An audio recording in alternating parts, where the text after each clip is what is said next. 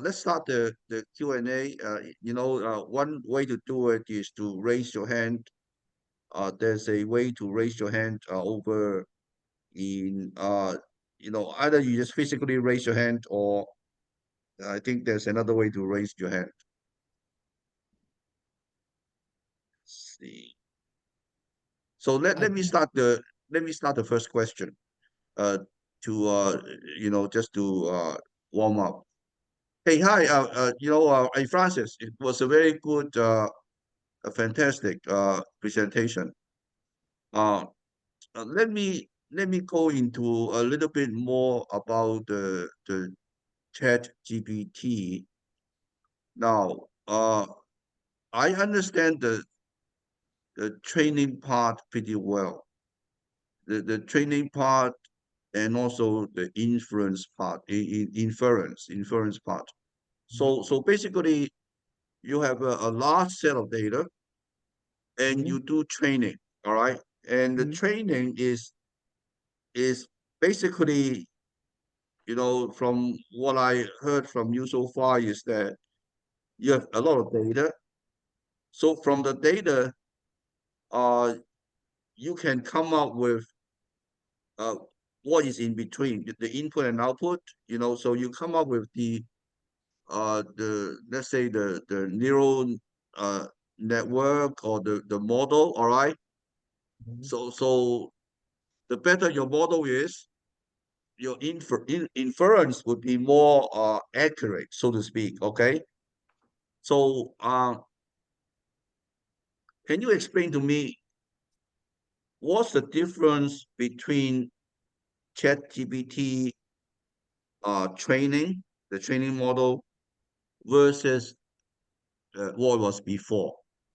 Before ChatGPT came into being. So what is the key difference in terms of the training?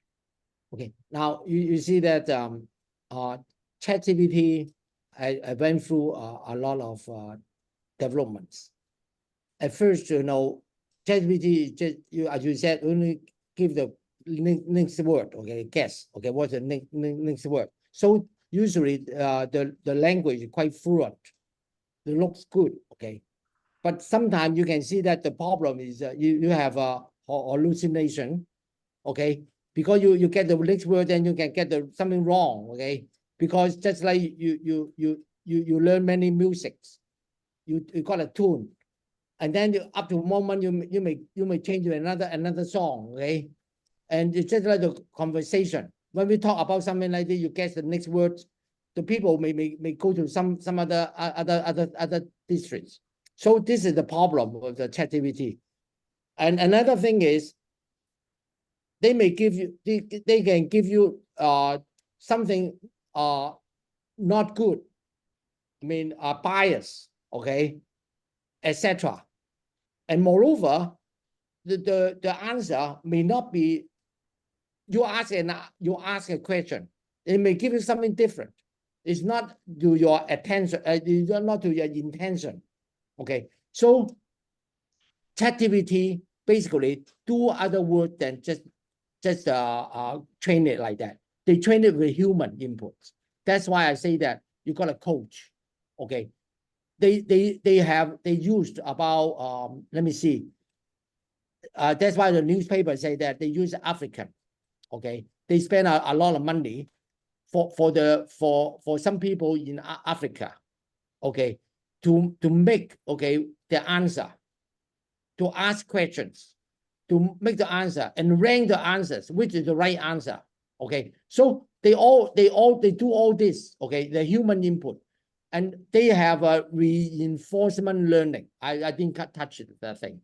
Reinforcement learning, that is, learning. This is a kind of learning part data. Reinforcement learning is different. Okay, how do you teach a dog? How do you train a dog? Okay, you throw something, the dog come and bring you something. Will you do the right thing? You pet him, or you feed him something he likes. Okay, with you doing something wrong, you discourage it. Okay, this is another kind of training. Okay, not supervised training. Okay, so the ChatGPT is doing something like that too. It discourages something wrong answer and encourage the correct answers. Okay, so I mean, Winston is correct. With the training is different. It's not totally just from the data to get the next word to etc. They have included some human, okay, aspect, okay, on that thing, okay, so that to improve their performance, okay, and they have reinforcement learning, etc. And they try to eliminate some of the hallucination, okay, and other bias. Yeah, you want to say something? Yeah, my wife is want to say something too. Oh, okay. Oh, hi, Beth. How are you, Beth? Hi. Okay, I guess for your question, I think the whole thing started with the transformer in 2017. So after the transformer, there was the BERT, okay, where they recognized that the encoder part of the transformer is very special. Okay, and the change to ChatGPT and GPT was the recognition that the decoder part was the most essential, worked better than dealing with it. So one of the major things is recognizing the decoder part. So they use a huge amount of data to train the decoder part to predict the next word. Okay, there is still an encoder part, but it's not a transformer kind of thing. It helps you to change the prompt to something as an input for the large language model. So you have something that is not a transformer for the encoder part. And this is what Professor Chin was talking about. How do you train that encoder part, which is small, is through, they tried using reinforcement learning kind of technique. Okay, so that actually is the predecessor to all this talk about prompt engineering and all this ahead of the LLM, which is the decoder, next word prediction, large data, large language model. The whole thing about it is the decoder part has this lots of data, because it's off of the web and it's all through masking that you don't have to label the data. Whereas the encoder training, there is some sort of labeling that needs to be done. That's why it's a smaller part. That's why all of these people were enlisted, and that's why they partly why they offer a lot of these things for free, so that they can get some more idea of how people prompt. Okay, so that's what's going on there. Okay, so yeah, so the story starts with the transformer and the emphasis shifting to the decoder, recognizing that could be well trained, and then how do you tackle the some small model to transform your prompt to some meaningful input to it, and this is the whole. Then you have the transition to whether or not you do some fine tuning or extra training on the decoder part. And that because you're dealing with large language models, that goes into all of this LoRa adapter stuff. Yeah. Okay. And then for the front part, we have the whole issue of prompt engineering and P tuning and all that. Okay, it's okay. You're an expert on that thing too. No, I'm not an expert, but I read about it, you know, the transformer model paper that you referred to, and the fact that it uses a decoder. So I was you know, I was not technical enough to get it. But you are more than average, you know, you are much better than the average. You know a lot, okay. yeah, Clear. But by the way, Beth, I appreciate your explanation. You know, I have to study. I really, you know, after this, I'm going to study a lot, a little bit more to understand. I really want to understand it. Yeah, yeah. Okay, there's someone raise their hand. Yeah. Okay, all right. Okay. Yeah. It's myself. Actually, I think I just have actually two questions, but I think they are somehow related. Is that you know, about the because now I think ChatGPT the most popular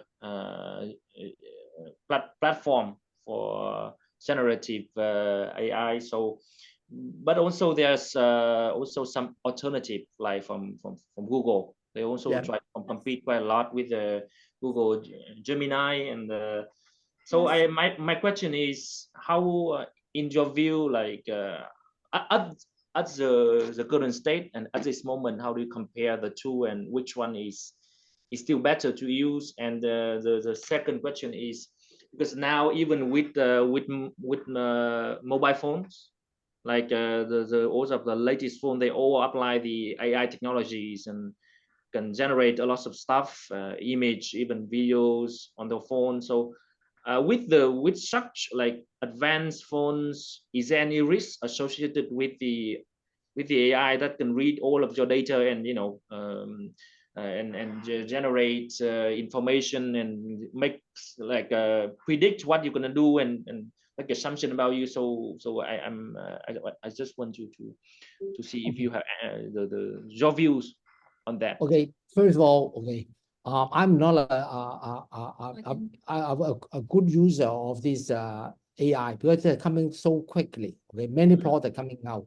I'm more on the technology. Okay, first of all, I'll declare it. Okay. Yes.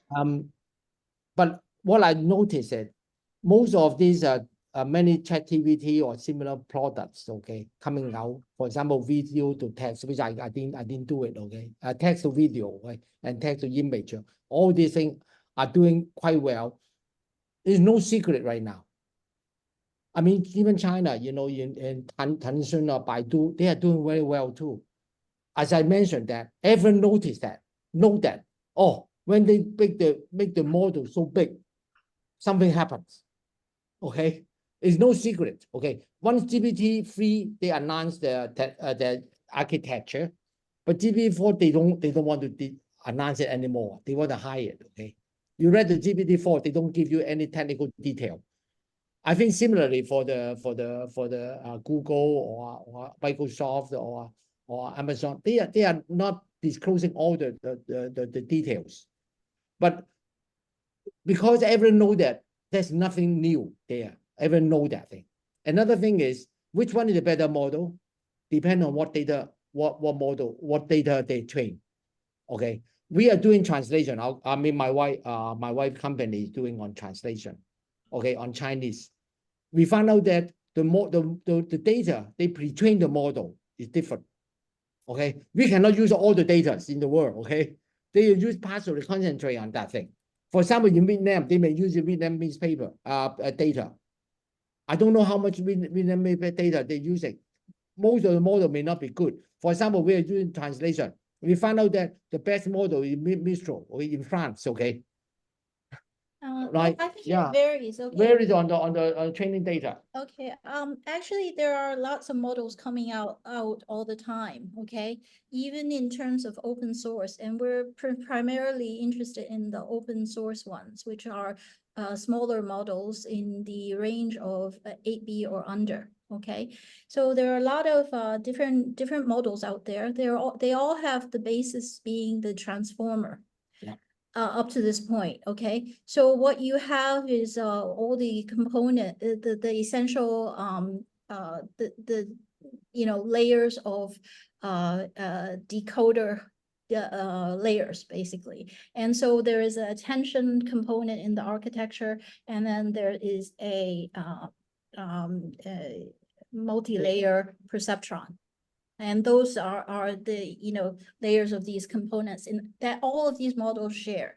They do something different in the initial encoding or the final encoding or the normalization steps. Okay, so as Professor Chen has highlighted, the model is trained on different data. So we're in the business of language, Chinese English translation. And there is a difference in all of these models. So for example, we find that, for English to Chinese, one model works better implicitly. And then Chinese to English is another model that is doing better. So this is still the state of affairs. So what we normally do is we test a lot of these models on how well they do for the base layer, base case, before we start to apply our techniques on it, on fine tuning and prompt tuning. Okay. So it's largely to do with the data. How many parameters are there in the model?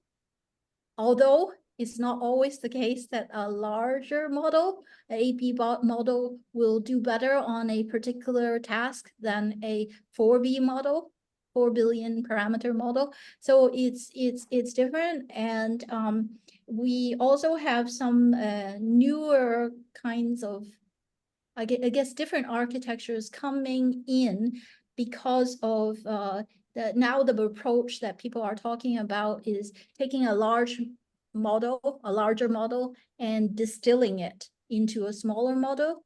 And the way they distill it may, change the architecture a bit, because they're trying to get rid of a lot of neurons or parameters in so doing. So you have that kind of thing. Yeah, I mean, depend on what data, okay? Because not many models using all the languages, okay? For example, Vietnam probably not as popular as English, okay, or Chinese, okay? But there's still the difference, okay, when you're doing different model, okay? But the technology are basically the same. And then your second question is about the privacy of the data, iPhone. We can do without it, okay? When you use this thing, they already give out our information. You remember when you do any application, you click, okay, agree, okay, you already agree already, unless you are not using it, okay. I mean, but one thing you should be aware that we have to give out our data in order to get better service, okay. That's why the cookie and everything. Without give out data, unless you got something really hiding yourself, okay. For example, China is not much. The privacy is almost nothing, okay. They got video camera everywhere, okay, and there's no privacy. But they are, because it's a two-edged sword, okay. A good point and bad points. Okay, good point that is the crime rate is very low in China, because everyone is visible, okay. So you cannot do any bad things, okay, under the camera, okay. So the thing is about you are giving out your privacy, okay. That's true. That is a balance, okay. Right now we use iPhone or anything like that, where every time you use ChatGPT or something like that, all these companies are losing money right now. They are not making any pence. They are losing money, lots of money, okay. What they want to get is your data, okay, as a return, okay. So if you don't give out your data, you cannot use it for free, or even at low price. I understand, Professor Chin, but my concern, because what I mean is to choose the phone with more AI feature, or we keep with the normal smartphone, like, okay, it's good, we agree to share some part of our information, agree, but now because it can access our info, and for example, we take a lot of a photo, and what we do with the photo, it can automatically, because when it gets to that state, it's more, I think for me it's more, I feel it's more dangerous than before, because before we already lose our information to the service provider, blah blah blah, but now because with the AI and with the information put in that, so I for me, maybe we should stick with the normal, like for example, the 2018 model instead of the latest 2024 or something. Yeah, I think people are aware of the concerns of the users. So oftentimes people talk about also these the personalizing the data. So they do they collect data that may be used in the prompting. So in order not to endanger other people's data getting into the response, there is some I mean, people are working on this kind of thing, of desensitizing the data. Okay. Okay. I think Mr. Otto want to ask us something. Yes, a couple of questions. Some of them are slightly related. Professor Jin, how much work currently is being done on the explainable AI? I think everybody is only going from one direction, how you use the blah, blah. But I think a lot of the earlier question relate to is if you cannot actually find the causal journey, how you get there, then you cannot debug it. You cannot actually weed out the rubbish, for example, right? Because if you generate it, then if you poison the data, the raw material, then you poison the output potentially, right? Yes, so if a crime is being committed, then how do you then forensically actually trace back to where it gone wrong? We cannot right now. Right, but how much work is being done here? Because I think that is very, very critical. Because if now technology itself is neutral, it's neither good nor bad. But who uses it? Why you use it? What you uses it for, and how you uses it would have a very different outcome. For example, if you use ChatGPT, this type of thing is dangerous in the sense that because it can actually interact with human being with your thought. So if that's a very, very powerful tool, if used inappropriately as a propaganda tool. Propaganda is not just telling you one thing or telling you a lie. It is gradually kind of basically, in a way, systematically varying the weighting on the context. As you go through different layers, you actually you change the weighting so the end user, the listener, form a different opinion or conclusion out of certain things. Okay, so that's one thing. And when you apply in some commercial context, very good example. A lot of, for example, the credit scoring algorithms used by banks or financial institutions. They're getting better and better all the time, but there are still circumstances where, for whatever, which is unforeseen, and because the way that they're being used, adopted in institutions, there is no process for recourse. In other words, if the machine come up with, say, a number X, and if the end user doesn't agree, then there's no process in the commercial organization for a human review. Okay, so there's just no process to do that. Say, for example, if you go to a phone shop, you take out a contract, and they say, "Oh, do a credit check on you and whether you can actually pay monthly and so on," for example. And they put in all your data, and for whatever reason, something pop out and say, no, don't allow. Now, there's no process in there for the person to appeal and basic work. Maybe you have not taken into the, or there are some exceptional circumstances, all right? And that's a very dangerous thing, because that the decision coming out of there, if there's no human intervention in between, there's no process for doing that. There would be a kind of either bias or miscarriage of certain outcome. Okay. So I think this is something that and then that's also to be able to explain it or at least trace it. Through all the trail, through all the processes, it is the minimum that we need to do in order to eventually to protect end users. Yes. And I just don't know. There's not. I think there's not sufficient work being done Okay. Yes. Okay. First of all, to tackle your comment on explainable AI, yes, it's very important to be able to explain what's in there. From the point of view is it justifies the decision or the prediction, so to speak.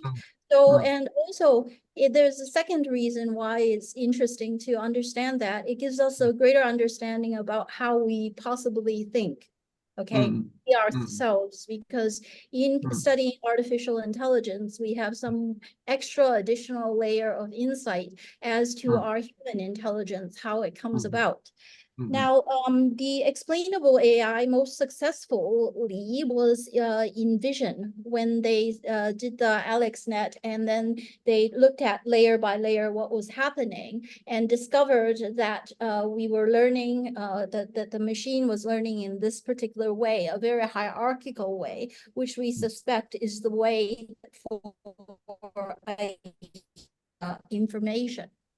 Okay, now as far as everything that's happening with the LLMs, in the case of LLM is prediction of the next word. So what the model is learning is statistically something that it's seen and predicting the next word. So one way of tracing it is you may, if it's generating a bunch of text, it's generally something that it has seen. Right? So it may start out with the statistics. That's how it is sort of explained, okay? And then the layers, so to speak, change, essentially change the machine's understanding of each word as you go through the attention layers. You're right. You start out with the encoding of the word and it changes when it sees different words around it. Okay, I think Professor Chin probably made the point about the word by its context. Okay, so it's what's happening. This attention thing is contextually changing. So at the end of the machine, the machine has a special understanding of that. So one way of understanding this, I don't know if you recall when ChatGPT came about, people were worried about Google search. Okay, Google losing its business ad revenues on Google search. Now, if you think about it, what is Google search? Google search engine is in back of it is sort of remembering all of these documents or text or images it's seen. And the way Google organizes it is it puts it into, memory, and there are a lot of indexes, and there are, it's placed, all the servers are placed in different locations so that they can access this information through this index kind of way, keyword kind of search and so on. So when ChatGPT came about, the way I saw it was ChatGPT sort of absorbed or digested all of the internet data and it put it in its memory. The way it accesses back its memory is through, these weights and whatever. That's why this whole thing about in-context learning and so on is prompting it. So like you, as a human being, you have amassed a lot of memory, a lot of images in your mind, and isn't it amazing when someone asks you, oh, do you remember the name of this person? You may or may not be able to access it depending on how efficient your memory is. But if someone tells you, oh, it's that guy you met last week, you remember that? And then they trigger this kind of thing. So it is, I want to emphasize that we are, there's work dealing with the explanation, and there's work on trying to understand how we as humans do it, and whether those two things coincide.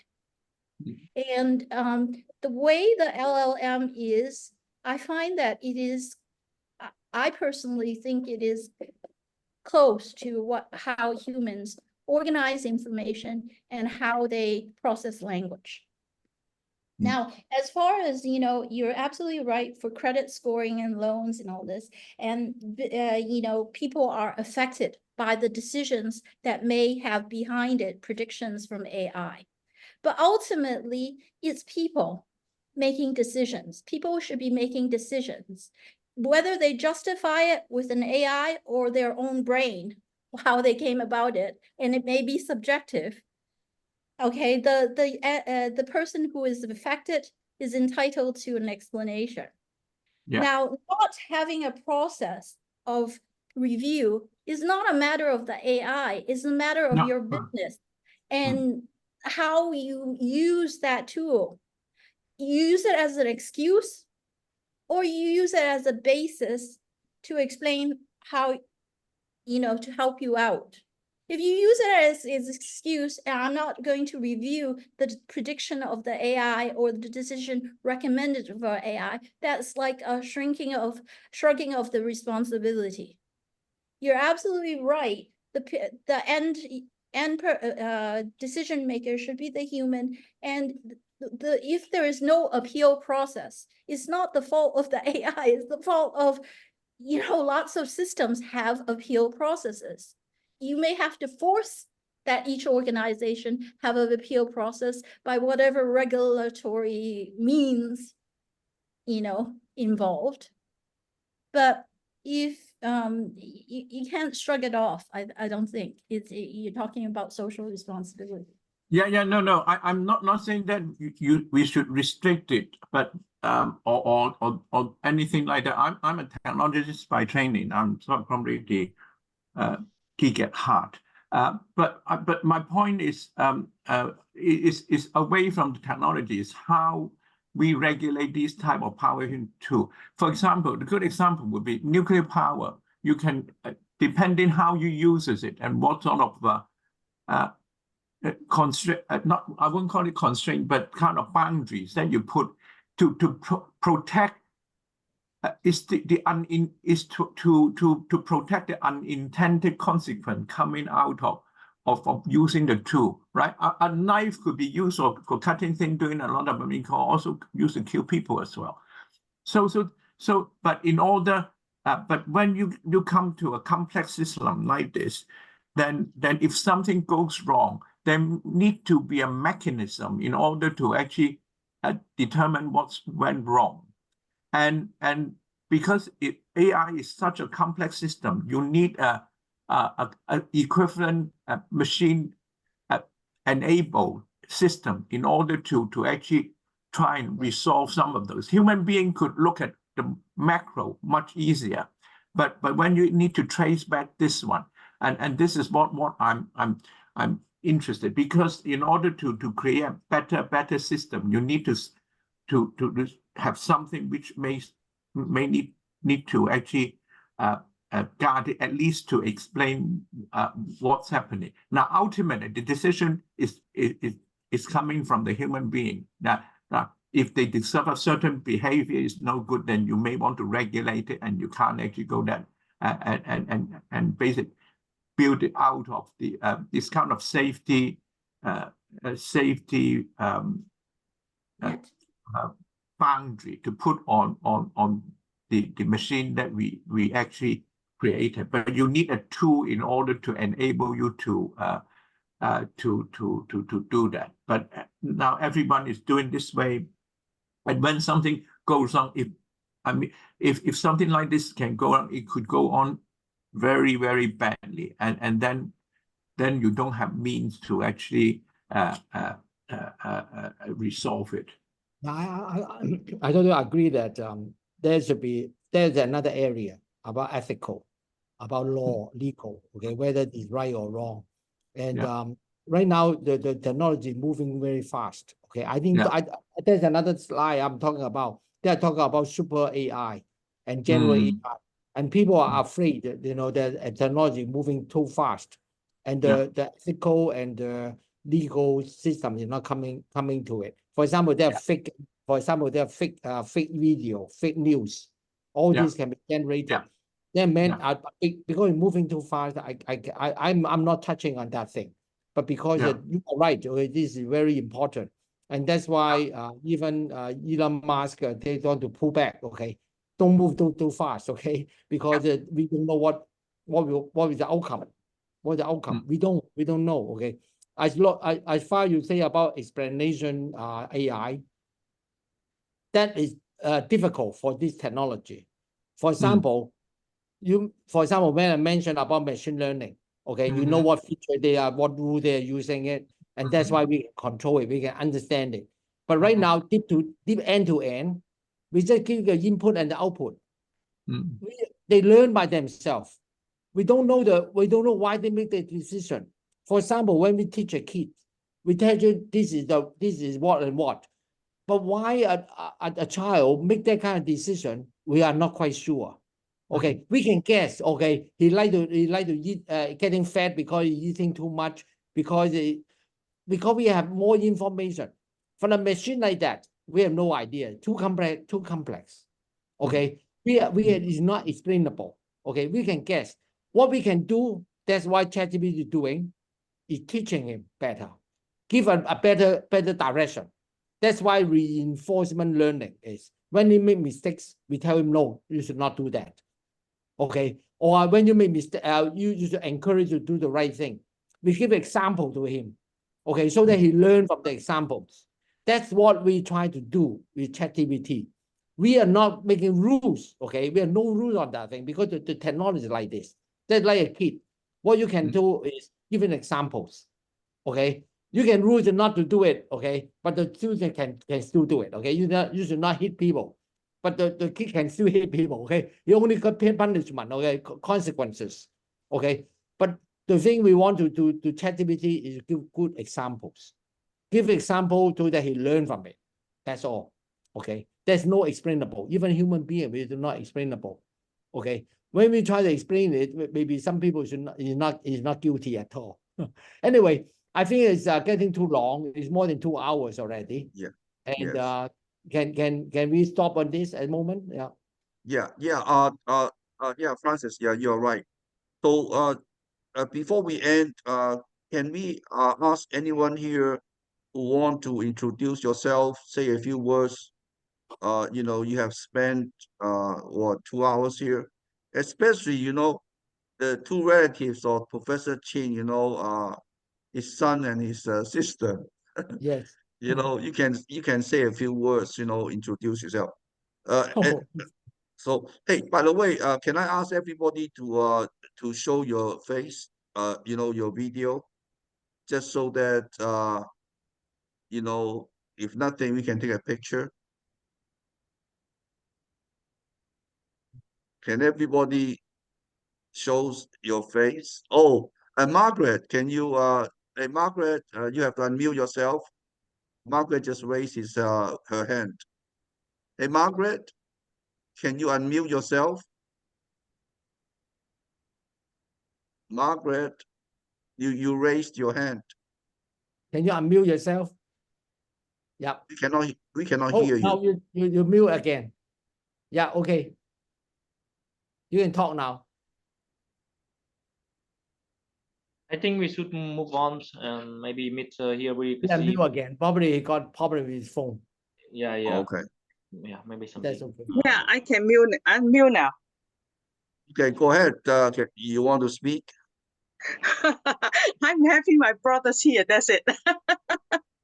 I'm happy to see my brother and my sister-in-law. I miss them. Where are you, Margaret? Where are you? I'm in Toronto, in Hamilton, Ontario, Okay. Hamilton. Okay, all right. Nice meeting you. I'm in San Francisco. Oh, I see. Yeah. I'm so happy to see my brother and my sister-in-law. My nephew's still here, I think. Let me see. Yes. Check out. I'm going to check him out. Yeah, he's here. Can your nephew show his face? Oh Yeah. Oh Yeah. wow. Hi, Jerome. Hey, by the way, France and Speb, you have good gene, You produce It's a a very family gathering. huh? Yeah, a family Wait. gathering now. Wow, he looks like a movie star, Yeah, he does, doesn't he? Movie. Hey, can you I know that you have a background Oh. noise. Can Jerome you is the youngest one. Can you unmute yourself, Jerome? Jerome? Can you unmute Jerome- yourself? Yeah, Jerome Yeah. is the youngest might be one in our feedback, team but- now. Yeah, happy to be here. Thanks for letting me in. Yeah, I enjoyed the talk very much. So, Hey, Jerome, where are you? Jerome, where are you? I'm the same as Margaret. Like, we live close together. We're in Toronto. Toronto. Hey, by the way, Jerome, what do you do? Are you a professor? it's a technical, like information technology, so similar field. Yeah. Okay, all right. So He you enjoy. is a smart boy too. He's very smart. Oh, yeah, of course. The right gene. The combination is unbeatable. Oh, honestly, I think Bev is even smarter than Francis. Yeah, yeah. My sister-in-law is the top one. I always admire them. Yeah. Admire her. I still think- remember she offered to teach me how to get a grant from the Hong Kong government. I understand Oh. she got $10 million so far. Is it 10 million or 100 million? I forgot what you said. Well, it's probably, yeah, Yeah, it's yeah. about the 10 million Hong Kong dollars. Hong Kong government will not give out $100 million out easily. Okay. Anyway, thank you very much, Winston. Okay. Okay, Yeah, all we're right. late now. Yeah, we're Okay. after Yeah, we're late, yeah. midnight. Okay. Okay, all right. Yeah. Bye. See you guys. Okay. All right. Bye-bye. Bye-bye. Thank you very much. Bye-bye. Bye-bye. Thank you, Bye-bye. everybody. Thank you, Francis, and thank you, Beth. Okay. Bye-bye. Bye-bye. Bye.